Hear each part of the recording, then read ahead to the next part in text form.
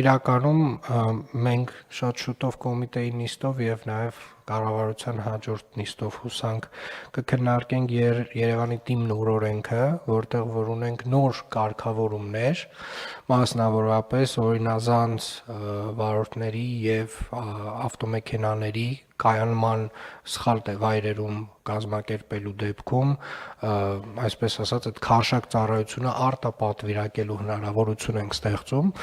եւ իրականում երկու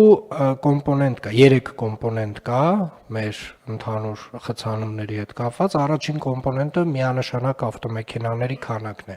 Միայն Երևան քաղաքում տարեկան մոտավորապես 12000 ավտոմեքենա է գրանցվում եւ բոլորը մտնում են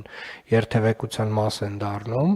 եւ նաեւ հարակից մարզերից էլ նույնպես ավտոմեքենաները այդ թիվը չեմ բարձրաձայնում, մոտ մի այդքան էլ հարակից մարզերում է տեղի ունենում։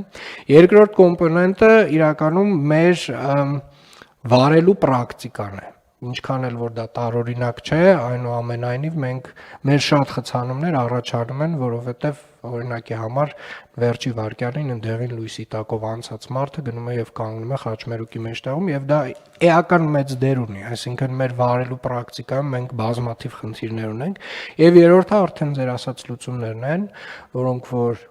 կարող են այս երկու խնդիրների ինչ որ տրամաբանությամբ լուծումների դեպքում էականորեն մեղմել իրավիճակը եւ մեր տեսլականը գլոբալ առումով այն է, որ Երևան քաղաքում պետք է գերակայի հանրային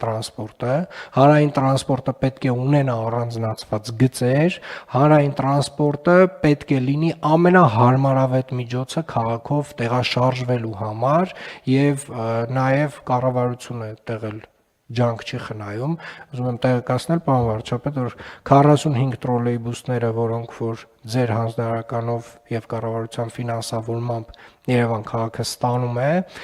մի փոքր ուշանալու են կապված Իրանում իրավիճակի հետ, բայց մայիսի կեսերին 45 տրոլեյբուսները կհասնեն Երևան։